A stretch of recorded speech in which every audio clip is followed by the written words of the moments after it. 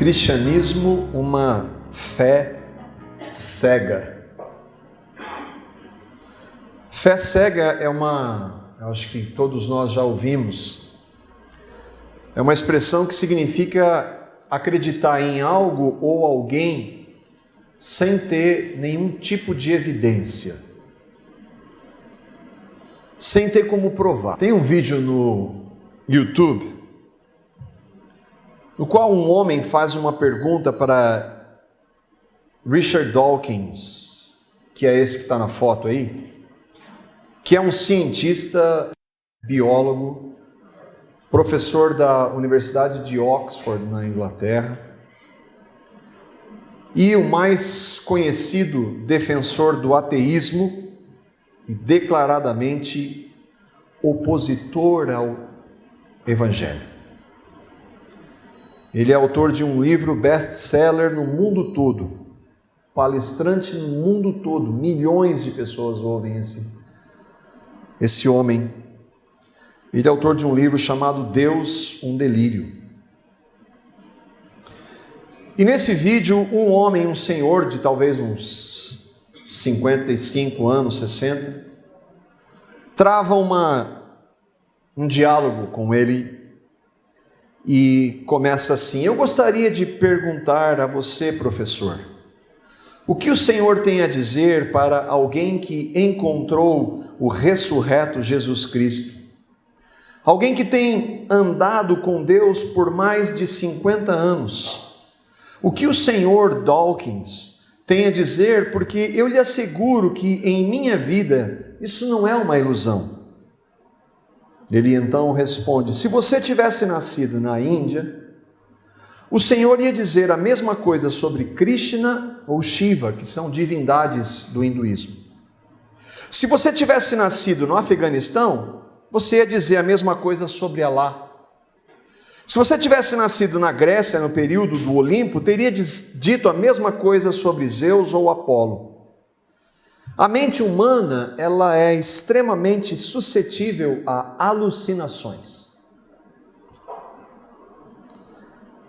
2.000 pessoas ouvindo e ovacionam o homem. Senhor Dawkins, eu não coloquei a minha mente em uma alucinação, mas sim em Jesus Cristo, que é a rocha. E ele continua: obviamente você é uma pessoa sincera, mas obviamente eu não compartilho da sua fé, e eu acredito que você é um alucinado. É tudo o que eu tenho para lhe dizer. Para Dawkins e todos aqueles que preferem o materialismo, a fé, seja ela qual for, a gente viu que ele compara todas e coloca todas em um mesmo nível, é apenas algo que é produzido pelo nosso cérebro. Tudo é produzido pelo cérebro. O materialismo anuncia ou prega isso. O que é materialismo, para a gente poder entender? É a compreensão de que a única coisa que existe é matéria, o físico. É o que eu posso tocar, é o que eu posso ver.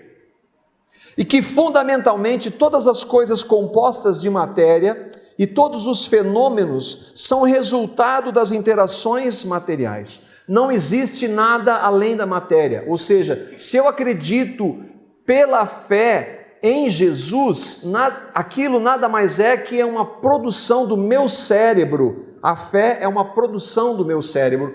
Fé não existe. Para que os que defendem a existência somente do que é físico e palpável, aí acreditar em Jesus, Alá, espíritos, Papai Noel, Saci Pererê, é tudo a mesma coisa. Ele compara isso várias vezes.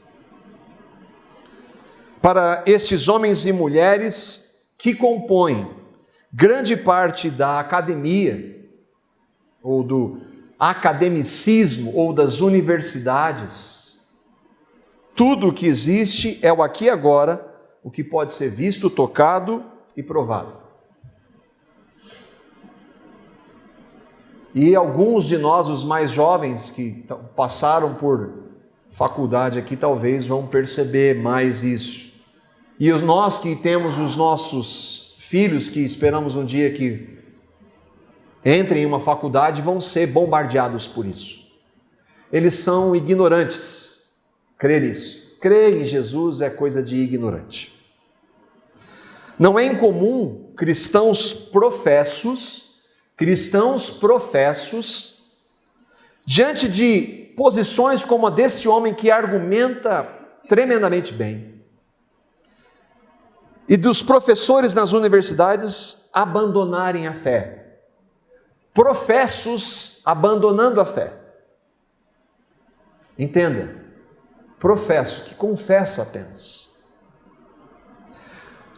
Agora, é claro que nem todos os cientistas, os homens e mulheres mais inteligentes do nosso tempo, concordam com ele. As pessoas privilegiadas intelectualmente têm que anular a fé? Não. Esse homem chama-se Francis Collins. Ele é um geneticista americano, um dos cientistas mais respeitados da atualidade. E para a gente ter uma ideia do que ele fez, ele foi o diretor do projeto Genoma Humano, que descobriu o DNA. O que ele diz a respeito de Jesus?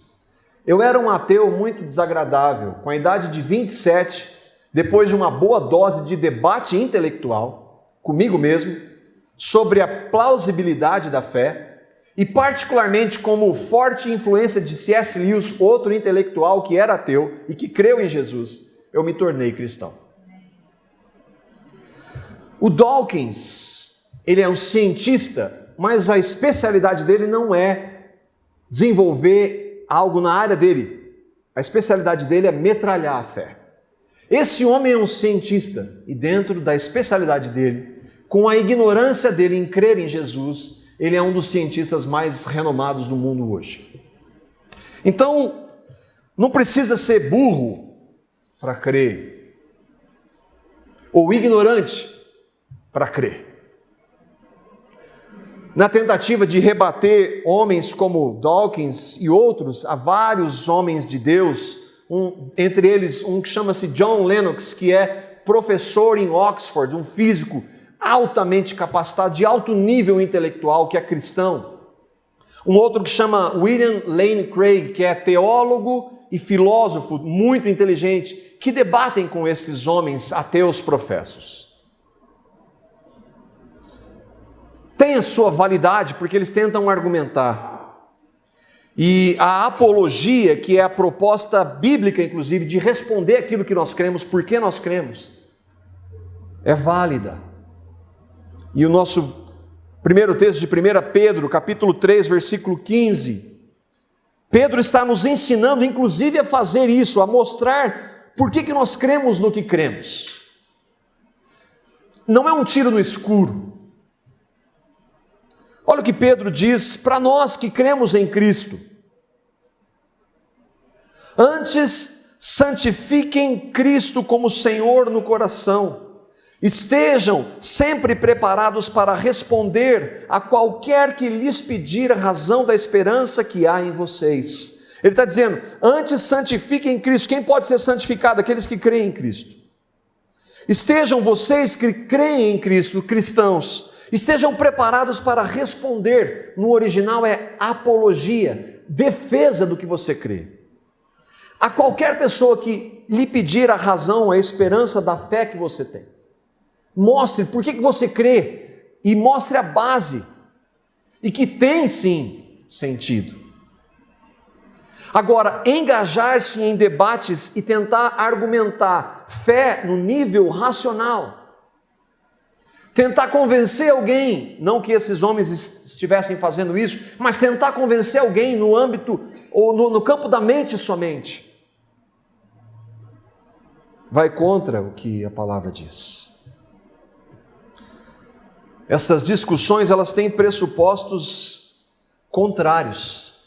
Lembra da citação dele lá? A fé é cega. A ciência se baseia em evidências. em fatos. Fé e evidência. Ele está certo em dizer que a fé é cega? Você acha que é muito radical ou não? Você já viu Deus? Viu Deus criando o mundo? Viu Deus criando o homem? Já viu uma cobra conversando com uma mulher? Literalmente não, mas talvez figurativamente sim, né? Já viu um anjo, o mar se abrir e milhões de pessoas passarem? Conhece alguém que orou e pediu a Deus para que ficasse 3 anos sem chover, e não choveu por 3 anos? Já viu um homem que nunca fez nada de errado? Já viu um tetraplégico andar, um cego ver, um surdo ouvir, um morto ressuscitar? Você já viu?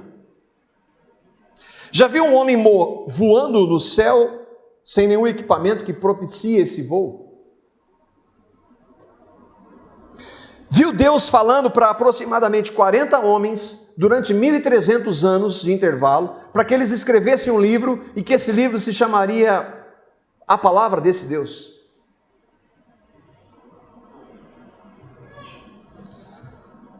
Se você não viu nada disso, você tem alguma evidência ou comprovação científica de que você crê? Todos esses relatos estão descritos na Bíblia. Não tem prova disso. De acordo com a Bíblia, isso não é mito, não é invenção, é fato. É possível nós provarmos? Não. A fé é cega ou não? O que o dicionário diz sobre fé? A gente vai ver o que a palavra diz, que é o que nos importa. Mas o que o dicionário diz? Fé é um sentimento de quem acredita em determinadas ideias ou princípios religiosos. Sentimento é um efeito de sentir. Não tem nada palpável que você pega, que você toque, que você prove. Acreditar é ter para si. É verdade, eu creio para mim aqui. Não tem como provar. E religião é um conjunto de regras. Nós não cremos numa religião, nós cremos em Cristo, num relacionamento. Mas Ele tem alguns princípios escritos na palavra dele. A fé é cega ou não? Onde que a gente vai chegar com isso aí? A gente vai para Hebreus, capítulo 11, versículo 1. E nós vamos ver o que a palavra de Deus diz. E depois nós vamos entender quais as implicações do que a gente quer tratar. Hebreus 11, 1. Esta é a definição de Deus sobre o que é fé. Ora, a fé é a certeza daquilo que esperamos e a prova das coisas que não vemos. Ora, a fé, e aí a fé verdadeira, nós vamos ver qual a fé verdadeira é. Deus está dizendo, por meio do autor ao Hebreus, está falando assim, a fé é isso, é Deus quem está falando por meio da palavra. A certeza, confiança, segurança, e aí eu fui ver no grego, fantástico isso, porque no Novo Testamento foi escrito em grego, e às vezes a gente busca para mais riqueza, para poder compreender aquela palavra. Essa fé que Deus descreve em sua palavra é substância da realidade. Ela não pode ser provada cientificamente, mas ela é tão real quanto o físico. Ela é a prova. Essa fé, que é o que eu espero, que eu não vejo, ela é a prova, que é o termo que serve para provar na ciência algo que é palpável, das coisas que nós não vemos com esses olhos físicos. Isso é o que Deus diz em relação à fé. A fé verdadeira. O que isso tem a ver com Cristo e a minha vida prática? Tá muito teórico. O que isso tem a ver? 2 Coríntios, capítulo 5, versículo 7. Presta atenção que esse texto está falando para mim e para você, se nós cremos no autor da Bíblia, o autor de Hebreus, e que deu a definição do que nós vivemos.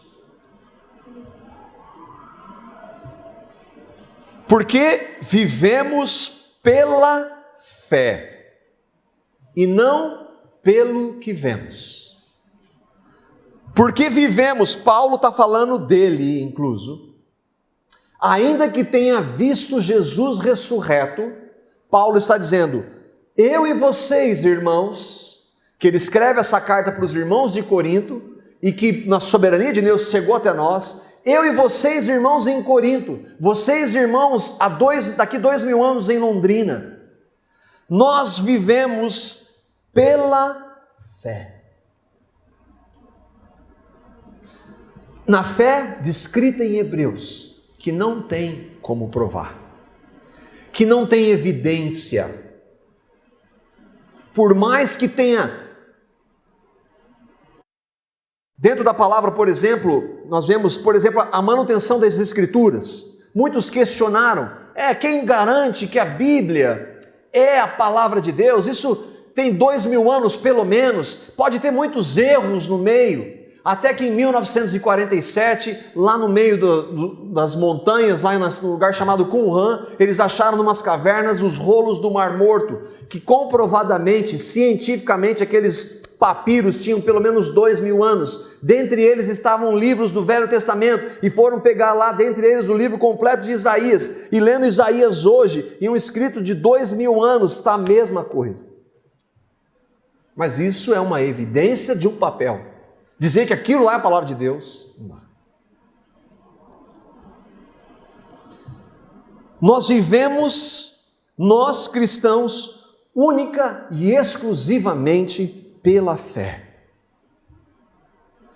Não pelo que vemos, e aí o vemos não é só ver, não pelo que sentimos, tocamos ou provamos.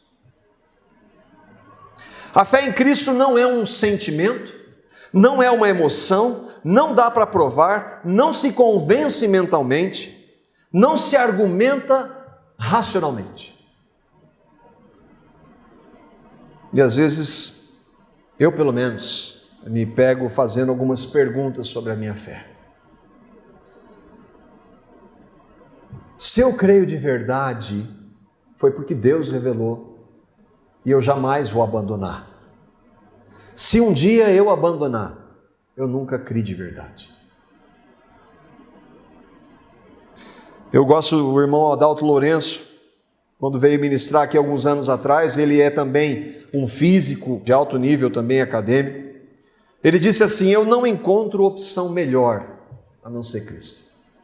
É claro que esse é um argumento racional, que nós tentamos colocar no nosso nível para entender, mas é a fé que ele tem, não foi produzida por ele, não foi ele que conseguiu a partir dele mesmo. E nós, devido à nossa imensa limitação, a não compreendermos por que alguma coisa está acontecendo agora, não entendermos, não termos respostas claras, às vezes nós nos questionamos, temos momentos de abalo da nossa fé. Será que isso é só para nós? Paulo, por não ter todas as respostas, às vezes por derrotas e pecados, Davi, vai ler Salmo, vai ler os questionamentos de Davi. E Pedro, na hora H teve medo, foi ou não foi?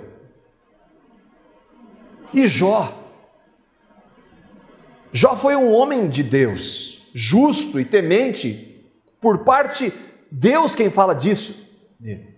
Mas tem um momento que ele não consegue entender e falar: a culpa é de Deus por que está acontecendo comigo. Às vezes, por influência, Abraão, uma influência de alguém muito perto dele, teve a sua fé abalada. Deus havia prometido para Abraão, mas ele titubeou. Isso para não dizer o Tomé, não é? Não, só se eu ver.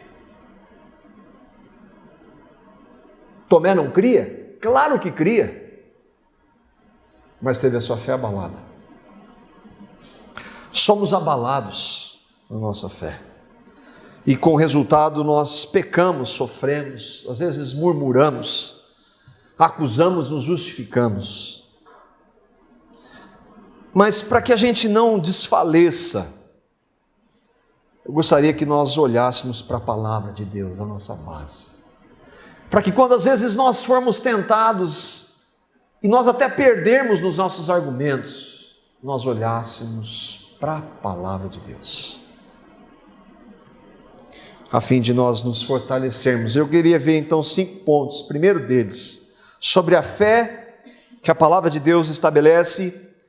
Só existe uma fé verdadeira, é a fé de Cristo. Existem inúmeras religiões, inúmeros credos. Do ponto de vista humano, não existe diferença entre Jesus, Maomé, Maria e todas as outras crenças são iguais. Mas de acordo com a palavra de Deus,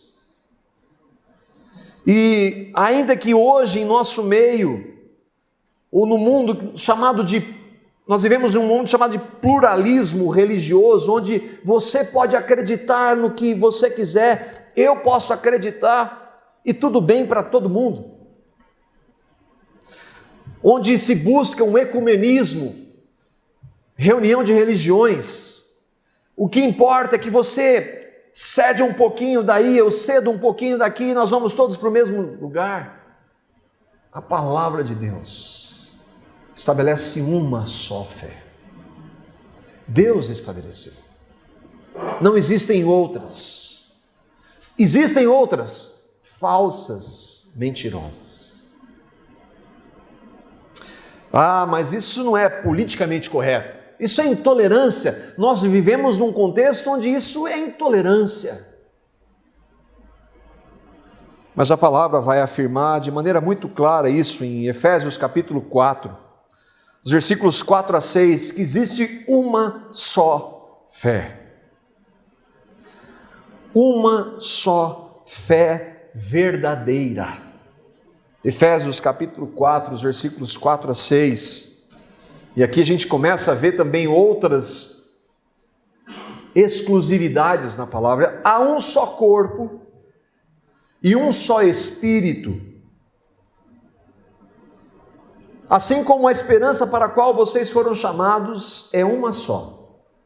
Há um só Senhor, uma só fé, um só batismo, um só Deus e Pai de todos, que é sobre todos, por meio de todos e em todos. Só aqui nós eliminaríamos 99% dos falsos. Um só Deus, um só Espírito, um só corpo, a igreja de Cristo. Não as igrejas, não a igreja batista, presbiteriana, metodista, a igreja composta de verdadeiros cristãos que creem em Cristo e que não estão em religiões que são contrárias a Cristo. Um só Espírito, a terceira pessoa da Trindade. Aí nós já temos uma exclusividade do nosso Deus, que é um Deus Pai, Filho e Espírito, e que já joga para fora um monte dessas fés que não confessam esse Deus. Assim como a esperança, que é o quê? O que é a esperança? É a concretização da fé. Um só Senhor. Estava falando com a Mala, o significado do nome da Mariana é cheia de graça, Senhora soberana. Eu falei assim para ela: mas Senhor só existe um. Só existe um Senhor, se chama Jesus. Uma só fé. Mas e a fé que eles têm no budismo? E a fé do espiritismo? E a fé que nega a justificação pela fé e a salvação única exclusivamente pela graça do catolicismo? Só existe uma fé, de acordo com o que a palavra de Deus diz. Qual que é esta fé? João capítulo 3. Qual de nós já não ouviu a centralidade da fé verdadeira descrita nesse texto? João capítulo 3, versículos 16 a 18. Porque Deus tanto amou o mundo que deu o seu Filho unigênito. A fé verdadeira mostra que há um Deus e que há um Filho unigênito. E há uma condição para a fé verdadeira, que é o quê? Para que todo aquele que nele crê no Filho, não pereça. Há uma condição sine qua non, crer em Cristo. Para ser verdadeiro, tem que crer em Cristo. Mas tem a vida eterna. Deus enviou o seu Filho ao mundo não para condenar o mundo, mas para que este fosse salvo por meio dele. E se eu não crer em Cristo? Quem nele crê não é condenado, mas quem não crê já está condenado, por mais justo que possa, ou injusto que possa parecer isso aos nossos olhos, ou intolerante, ou radicalismo. A fé verdadeira está centrada no que Cristo fez na pessoa dele. Segundo ponto, a fé em Cristo, a fé verdadeira, ela é dádiva de Deus. Ninguém nasce com fé, ninguém pode adquirir fé pelos seus próprios méritos, pelo seu esforço, isso é impossível. É Deus quem concede a fé verdadeira. As que não vêm de Deus são falsas, servem para enganar, para nos distrair daquela que é a única e verdadeira. Efésios capítulo 2, versos 8 e 9. Aqui, nesses dois versículos, nós eliminaríamos todas as outras religiões. Por fundamento que está aqui, nós eliminaríamos todas as outras religiões. Que fundamento é esse? Pois vocês são salvos pela graça e por meio da fé, e isso não vem de vocês, é dom de Deus, não por obras, para que ninguém se glorie. Qual é o fundamento? Só existe uma fé verdadeira, e a fé verdadeira, ela anuncia que uma pessoa pode ser salva e agradável a Deus pela graça. Joga todas as outras fora, porque todas as outras dizem, faça isso, não faça aquilo para agradar a Deus. A fé verdadeira é pela graça. Agora, o que nós queremos ver é que essa fé, essa salvação que é dada pela graça, ela vem por meio da fé. E esta fé, ou isto, porque o isto está relacionado ao fé que está logo anterior, esta fé não vem de vocês que já creem. Esta fé, assim como a salvação, para crer nessa salvação, é dada por Deus, é dom de Deus, é Deus quem dá. Se eu e você cremos, foi porque Deus nos deu. Não é o pregador que convence, por isso que usar técnica, seja ela qual for, para entreter, para atrair e não usar a palavra, nós estamos errando na base. E está cheio hoje, está cheio. Ninguém pode convencer. E é por isso que um debate no nível racional não vai convencer ninguém. Você pode defender, argumentar muito bem, mas aquela pessoa não vai crer se você tiver os melhores argumentos. Só vai crer se Deus conceder a fé a ela para ela crer.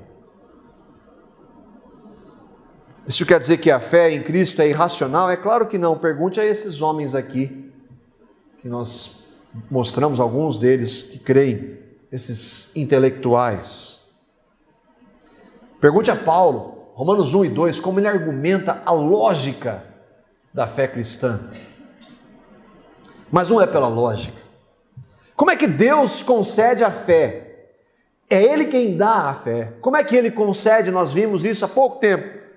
Em Romanos, no capítulo 10, os versículos 14 e o versículo 17. Nós não vamos ler do 14 ao 17 por causa do nosso tempo, mas versos 14 a 17, nós estamos tirando esses dois versículos do meio, não sai no contexto, você pode examinar. Como, pois, invocarão aquele em quem não creram? E como crerão naquele de quem não ouviram? E como ouvirão se não há quem pregue? Portanto, a fé é pelo ouvir, e o ouvir pela palavra de Cristo. Como invocarão em quem não creram? Ou seja, como invocarão se não têm fé em quem eles invocam? Como é que eles vão invocar alguém se eles não ouviram? Por isso precisa anunciar Cristo e esse crucificado, para que uma pessoa possa ter fé, desde que Deus revele. Portanto, a fé ou a fé vem, ou a fé é concedida, ou a fé é gerada pelo ouvir. Por isso que quanto mais oportunidade uma pessoa tiver de ouvir a palavra, é possível que uma pessoa creia. Por isso que a gente não pode perder tempo e sem deixar de anunciar Jesus. O terceiro ponto, a fé em Cristo não acaba. Lembra que eu disse, os professos, cristãos professos que abandonaram a fé, alguém que verdadeiramente creia em Cristo, jamais vai abandonar a fé. Por quê? Porque Deus concedeu a fé. A palavra diz que os dons de Deus são irrevogáveis, Ele não toma. A fé é um dom para aqueles que creem, ninguém tira. Existem alguns irmãos que acreditam que podem abandonar. E eu clamo por misericórdia, porque dependendo do nível que você tem de exigência a partir de você mesmo, se eu cometer este determinado pecado, eu abandonei a fé. Estou perdido, caí da fé. Agora, se eu creio só na justiça de Cristo, ainda que eu cometa esse determinado pecado que eu tanto temo, a justiça de Cristo me cobre ainda desse pecado. É um erro crer que um cristão pode perder. E aí a gente vai ver algumas características. A primeira, Filipenses capítulo 1, versículo 6. Olha o que Paulo diz. Eu estou convencido, ou eu tenho certeza, de que aquele que começou boa obra em vocês, vai completá-la até o dia de Cristo Jesus. O que é a boa obra? Quinta-feira nós estudamos sobre a salvação. 3 aspectos da salvação: justificação, santificação, glorificação. Quem começou a obra de salvação? Fomos nós ou foi Ele? Foi Ele. Se Ele começou, quem pode algo contra Ele? E outra, se Ele tivesse dito, Ele começou, mas Ele pode interromper? Não, Ele disse, Ele começou e Ele vai completar. Quem somos eu e você para impedir o que Deus começou e disse que vai completar? 1 Pedro 1, 18 a 19. Nós estamos falando que a fé em Cristo verdadeira não acaba, não termina, ninguém perde a fé.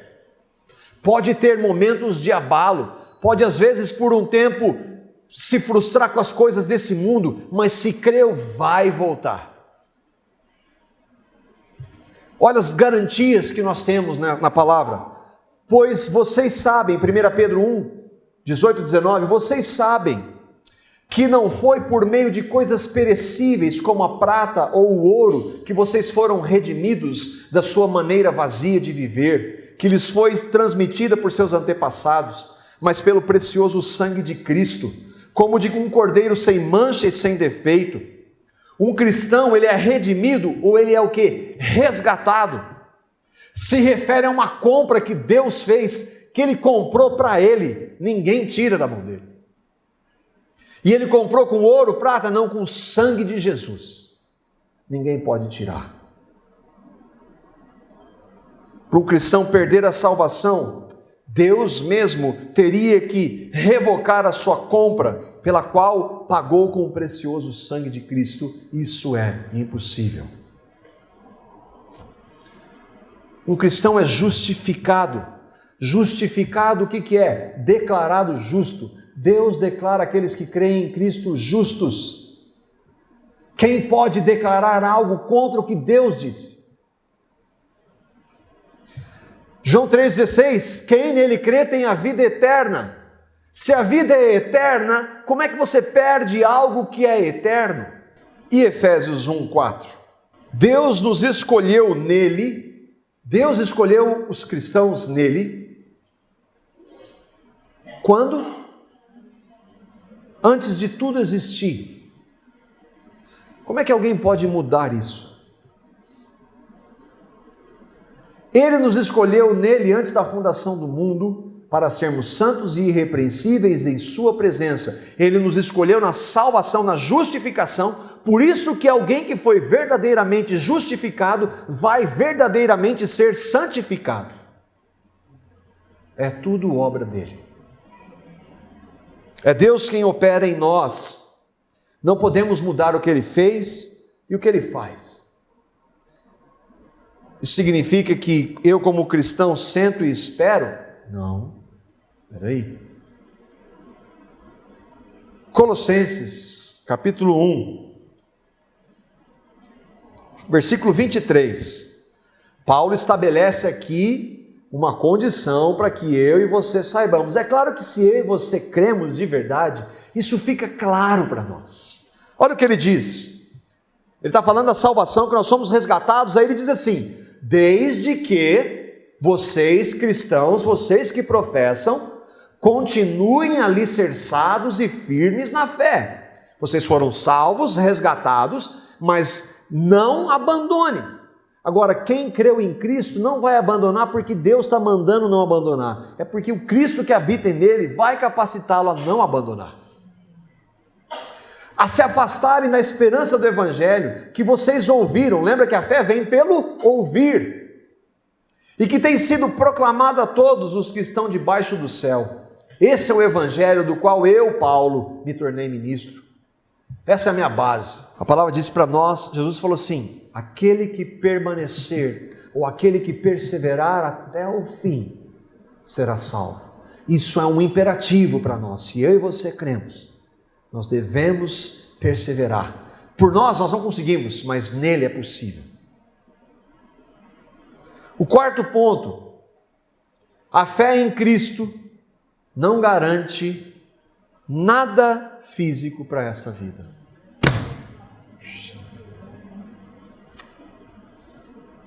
Magoei. E magoei a maioria dos pregadores hoje. Se você não tem fé, você não é curado. Se você não tem fé, você não recebe o dinheiro que você gostaria, não vai ter isso.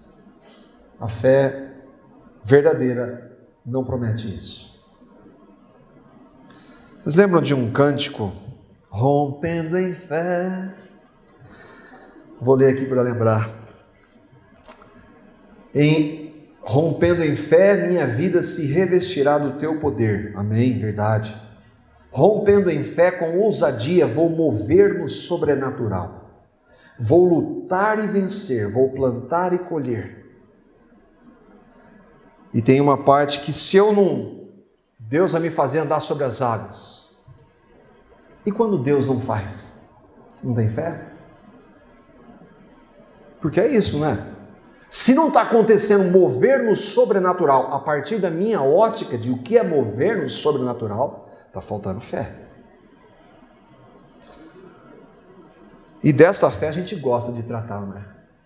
Creia, irmão, Deus vai te dar a vitória.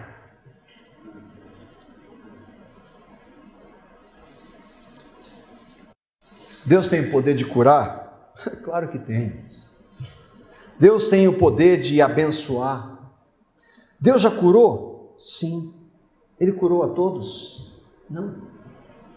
E os que não foram curados, por mais que clamaram pela cura, faltou fé. A fé desses que estão anunciando isso aí, talvez. A fé bíblica, não. A fé verdadeira, não.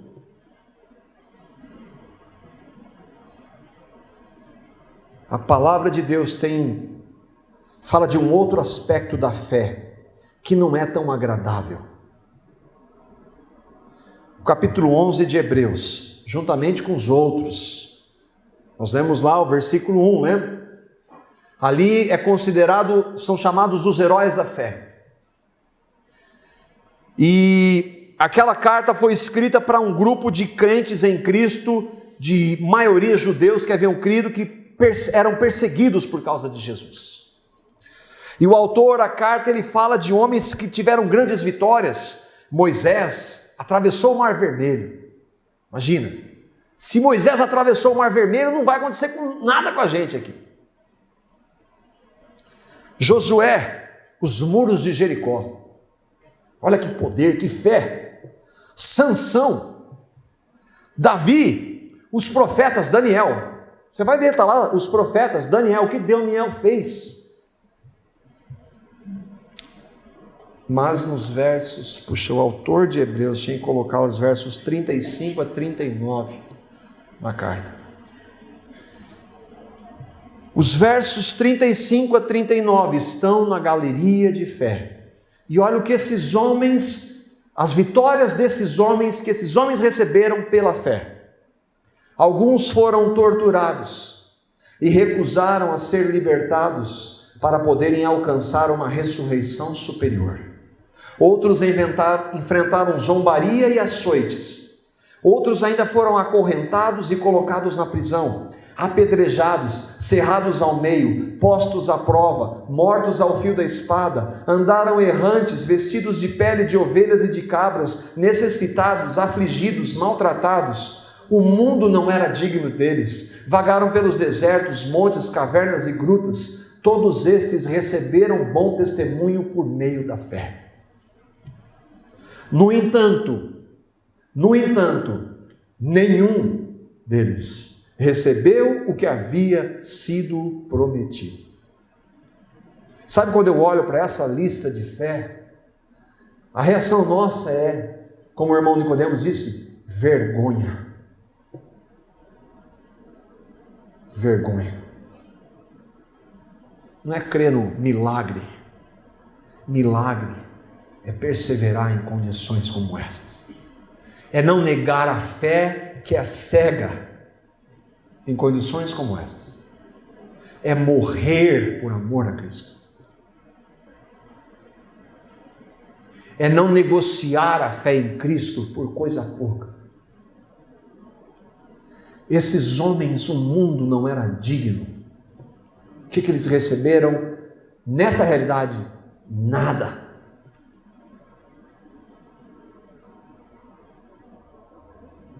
Nenhum deles recebeu o que havia sido prometido. Qual fé que você quer ter? A de que manda e Deus faz, ou essa de não importa o que, eu jamais vou negar o meu Senhor? Qual fé? O quinto e último, graças ao Senhor, a fé um dia não vai ser mais necessária. Não vai mais precisar de fé, porque hoje ela é cega. Hoje ela é cega, mas nós vamos vê-lo face a face. 1 Coríntios capítulo 13, os versículos 9 a 13. Do ponto de vista humano, nós somos ridicularizados pela nossa fé. Nós sofremos como qualquer pessoa. Não temos provas, orações que não são respondidas às vezes. Mesmo sabendo que um Deus soberano pode fazer assim e acabar com qualquer problema nosso, Ele não faz. Perseverar nessas condições é fé, a fé verdadeira. Agora, um dia ela não vai ser mais necessária. pois em parte conhecemos e em parte profetizamos. O que ele quer dizer com isso? Nós não temos todas as respostas hoje. Nós não conseguimos ver tudo, a realidade. Nós falamos de guerra espiritual, nós não a vemos.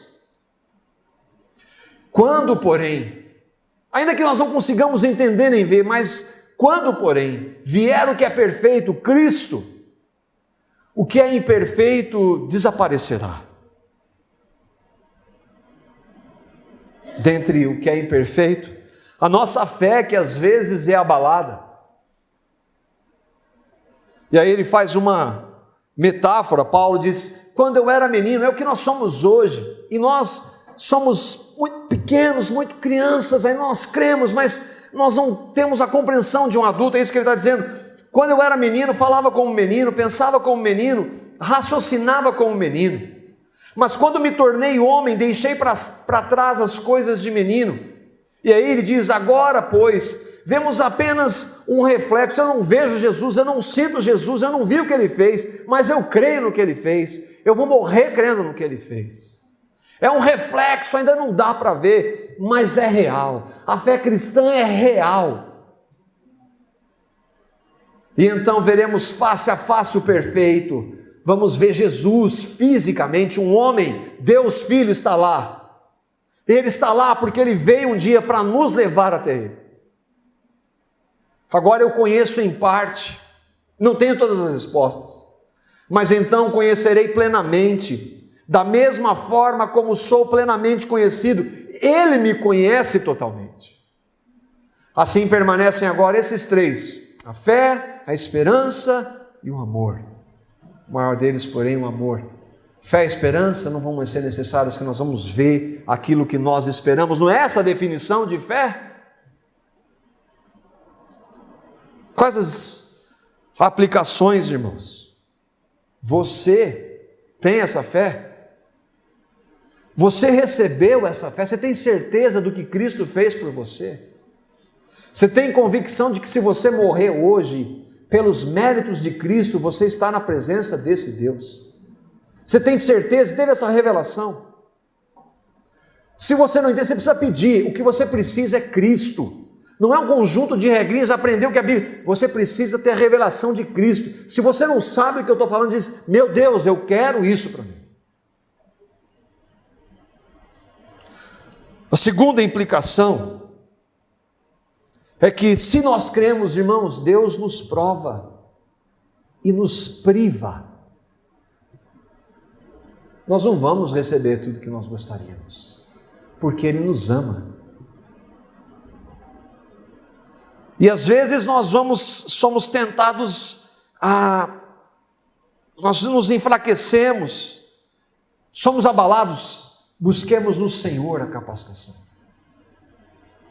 Não desanimemos. Terceiro, nós não somos alucinados. Lembra que Jesus disse para Tomé?